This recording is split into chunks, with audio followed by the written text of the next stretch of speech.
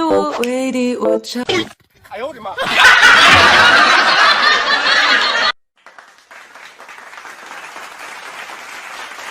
Assalamualaikum warahmatullahi wabarakatuh. Pertama-tama kita patut bersyukur kehadirat Allah Subhanahu wa taala dan mengucapkan selawat dan salam kepada Nabi kita Muhammad Rasulullah sallallahu alaihi wasallam. Pada kesempatan yang berbahagia ini kita berjumpa kembali dalam perkuliahan kita melalui media video pembelajaran pada mata kuliah Islam dan Ilmu Pertanian atau mata kuliah Al-Islam dan Kemuhammadiyaan keempat. Tema kita pada kesempatan ini adalah pertanian dan keadilan, yang merupakan pertemuan kita yang ke-7. Lanjut. Pendahuluan, kita perlu berbicara tentang urgensi perkuliahan terkait dengan masalah keadilan ini, karena ini adalah merupakan faktor yang paling utama, paling penting di dalam mewujudkan suatu tata kehidupan yang baik antara satu dan yang lain, di mana semua berjalan, hak-hak orang lain dihormati, kewajiban-kewajiban ditunaikan. Oleh karena itu, maka berbicara tentang keadilan adalah merupakan berbicara tentang hal yang paling penting di dalam kehidupan kita ini. Nah, urgensi yang terkait dengan perkuliahan kita, yang pertama adalah bagi diri kita. Bagi diri kita masing-masing, maka mewujudkan keadilan terkait dengan profesi kita juga. Dan ini adalah merupakan sifat dasar sebagai manusia yang bertakwa. Karena di dalam ajaran agama, takwa itu adalah merupakan sesuatu yang penting, dan keadilan itu adalah merupakan, menegakkan keadilan adalah merupakan salah satu ciri orang-orang yang bertakwa. Kemudian yang kedua, bagi diri kita dengan menerapkan sikap-sikap atau perbuatan-perbuatan yang mencerminkan nilai-nilai keadilan tersebut, insya Allah kita akan mendapatkan manfaat. Dan manfaat itu bukan hanya untuk diri kita, tetapi juga akan berpengaruh atau terkait juga dengan orang-orang yang lain. Kemudian bagi usaha, urgensi yang kita bisa dapatkan dengan memahami keadilan dengan baik adalah usaha kita akan berkah, insya Allah. Karena keberkahan itu adalah merupakan hal yang sangat penting di dalam kehidupan kita ini. Buat apa kita memiliki sesuatu tetapi apa yang kita miliki tersebut tidak berkah, justru bukan memberikan manfaat, justru bukan memberikan hal yang baik bagi kita, tetapi itu akan menjadi masalah bagi kita.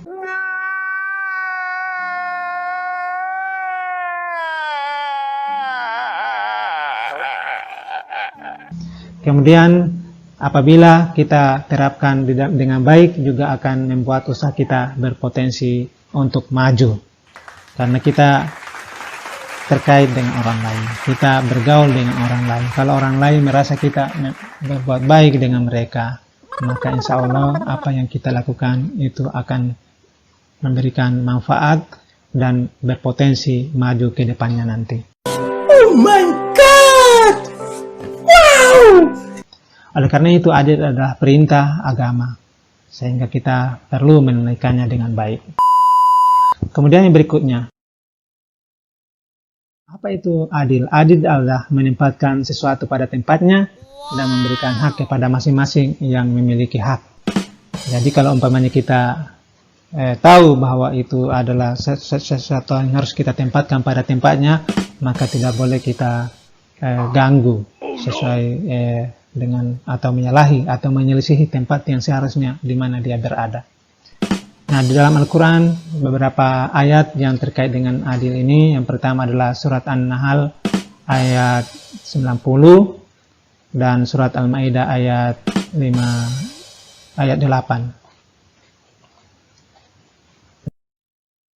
Surat An-Nahl tadi, di mana Allah Subhanahu wa taala berfirman, A'udzubillahi minasyaitonirrajim.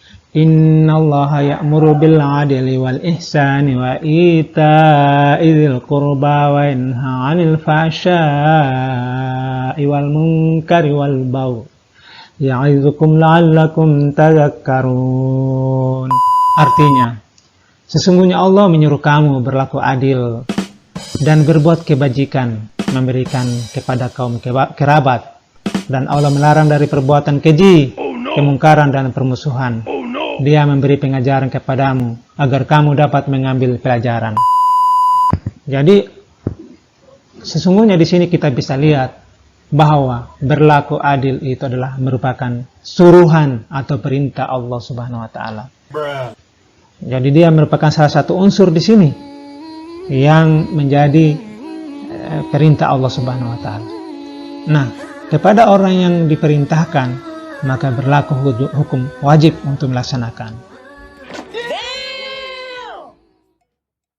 Sama dengan kita punya atasan. Kalau atasan kita atau pimpinan kita memerintahkan harus lakukan A, maka sebagai anggota kita melakukan A. Kalau kita tidak melakukan A, maka pimpinan kita bisa marah. No, God! No, God, please, no! No! No! Bisa murka kepada kita. Jika itu berulang terus, mungkin dia bisa pecat kita. Sama halnya juga dengan Allah Subhanahu wa taala memerintahkan sesuatu kepada kita, maka kita wajib untuk melaksanakannya. Kalau kita tidak melaksanakannya, tentu saja Allah Subhanahu wa taala telah menjanjikan balasan kepada orang-orang yang tidak melaksanakan perintahnya.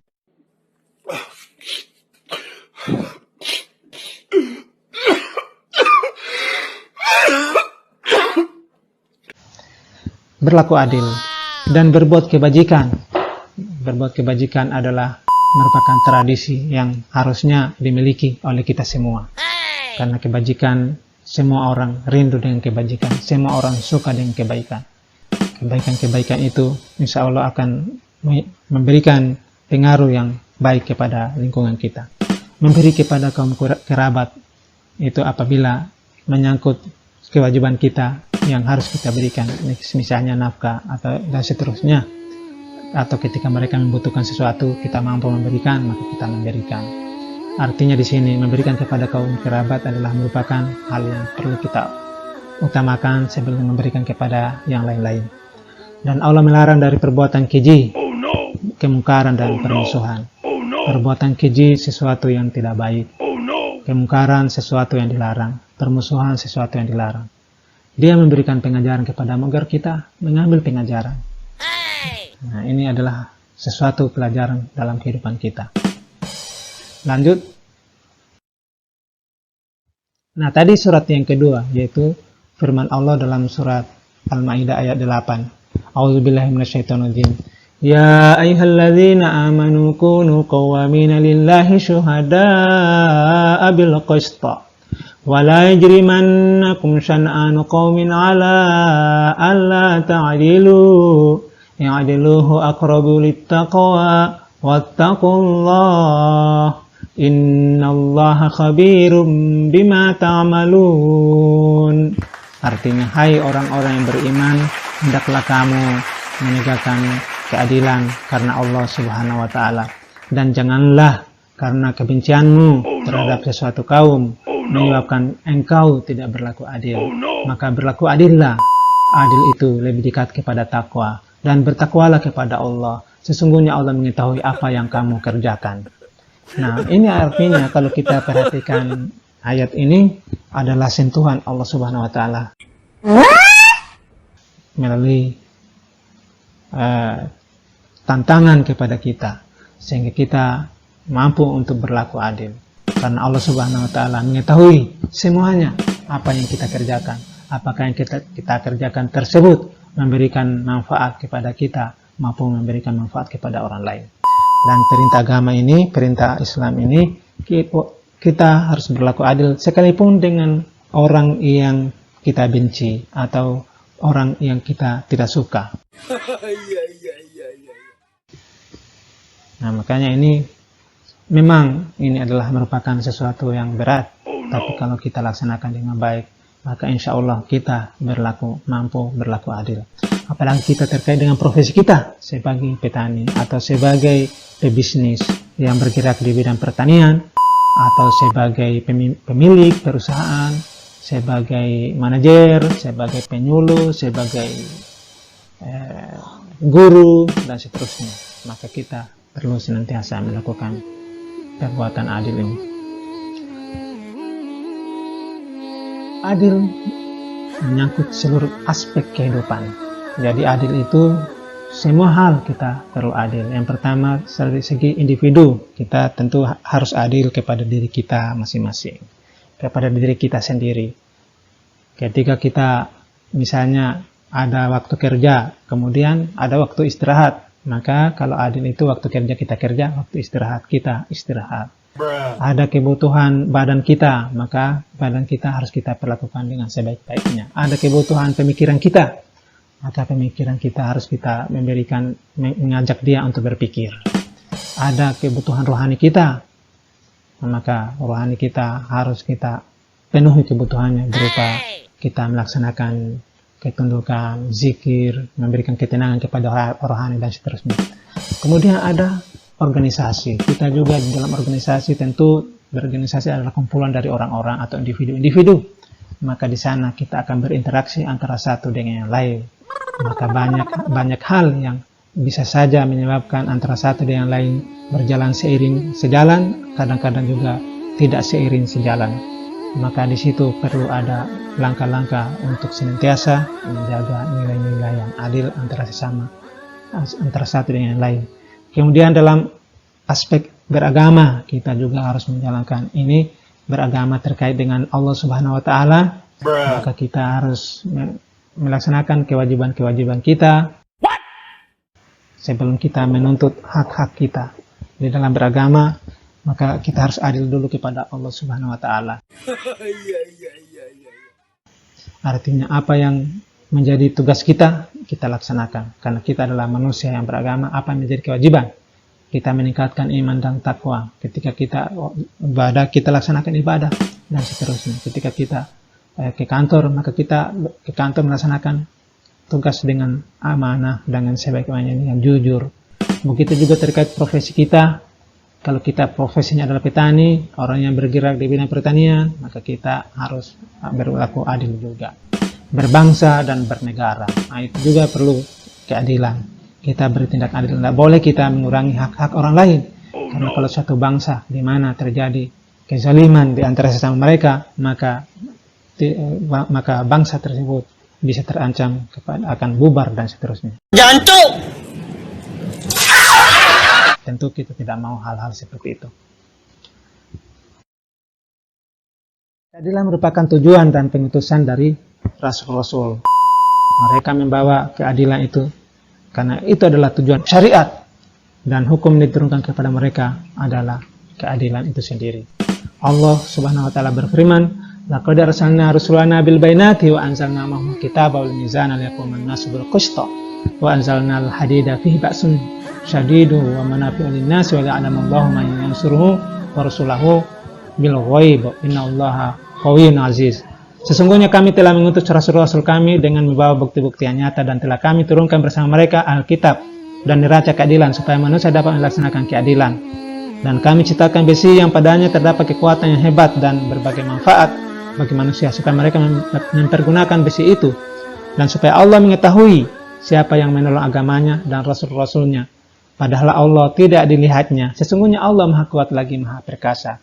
Al-Hadid ayat 25. Jadi para rasul diutus adalah untuk menurunkan kepada mereka Alkitab dan neraca atau keadilan. Sehingga kita manusia sebagai pengikut rasul yang mengikuti rasul, maka kita akan melaksanakan isi kitab tersebut dan menegakkan keadilan atau neraca. Dan kita juga diperumpamakan di sini ada besi, yang di mana besi terdapat kekuatan yang hebat sehingga bisa memberikan manfaat bagi manusia. Dan Allah mengetahui siapa yang menolong agamanya dan rasul-rasulnya. Jadi orang yang menolong agamanya, orang yang menegakkan keadilan itu sama dengan menolong agamanya. Sesungguhnya Allah Maha Kuat lagi Maha Perkasa. Jadi tidak boleh kita sombong amat. kita atau memperlihatkan kekuatan kita, padahal sebenarnya itu hanya bersifat sementara. Mari kita tegakkan neraca yang telah diberikan oleh Allah Subhanahu wa Ta'ala melalui para rasul. Demikian video pembelajaran kita. Lebih dan kurangnya mohon dimaafkan. Diharapkan dengan pertemuan ini kita semua bisa memahami nilai-nilai keadilan dan menjadikan dia sebagai barometer ukuran dalam kehidupan kita sehari-hari. Lebih dan kurangnya mohon dimaafkan. Wassalamualaikum warahmatullahi wabarakatuh.